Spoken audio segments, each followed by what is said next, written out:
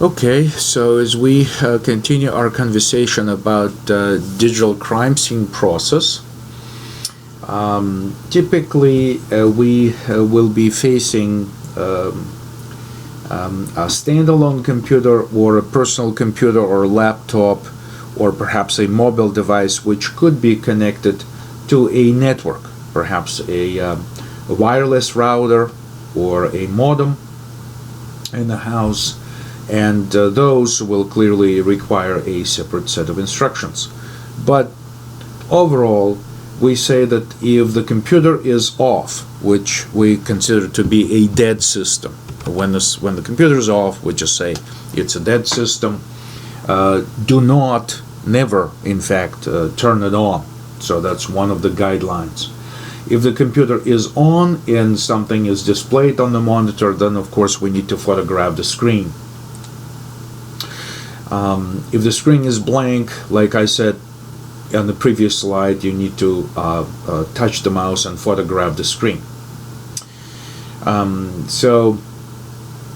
The very important thing is to look at the computer and diagram and label all cords that can be later identifying all the connected devices, because eventually you may have to reconnect all the cables and reassemble the device as it was at the alleged crime scene.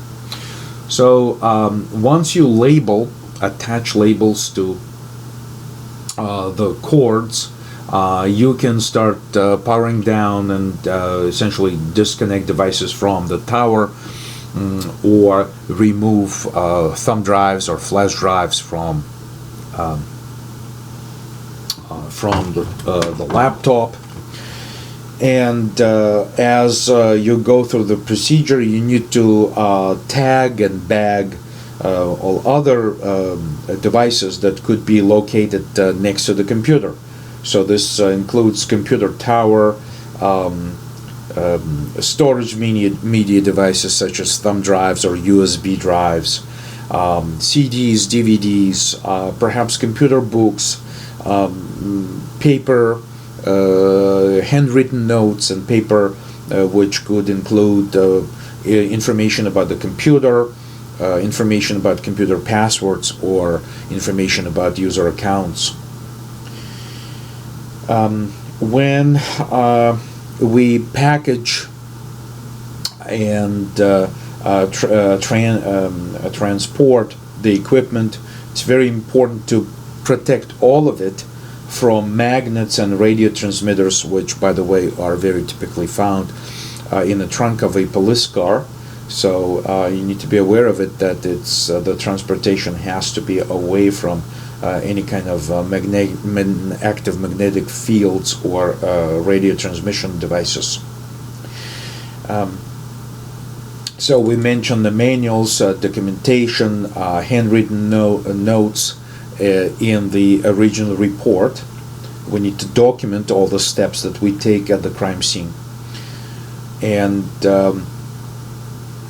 in case of a network computer, as I mentioned before, typically what we do is, so we're most likely talking about the live system, we need to unplug the power to the router or the modem that connects, perhaps wirelessly also connects computers to the internet service provider, internet. Just like with the computer, we need to make the photographs, but in this case, the network computer is going to be first disconnected from the router. Has to be first disconnected from the power supply.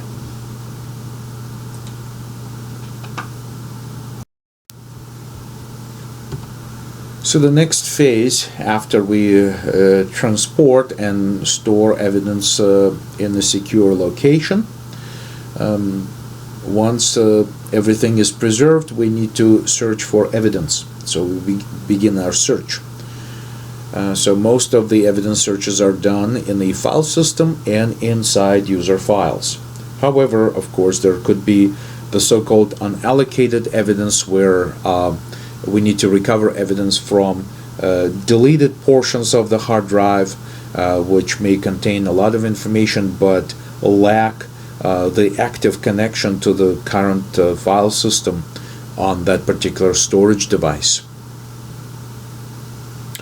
So we use the evidence that can be recovered and help us to reconstruct and understand the events which occurred in the system. So the reconstruction requires knowledge about the applications and operating systems that were installed in the system, and then of course involves smartphones and other mobile devices which have their own specific operating systems powering them. And but ultimately, at this stage, when we're trying to search for the evidence, the search procedure is very similar when you compare mobile device search to a standalone desktop or laptop machine, because ultimately the smartphone is a computer.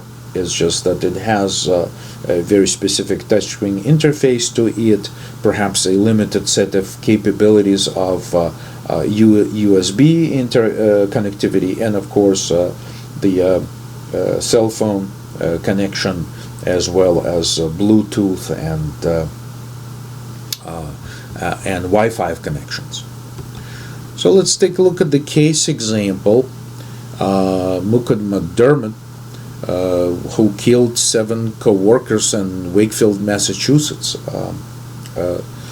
And this was one of the early examples of the power of digital evidence in the courtroom.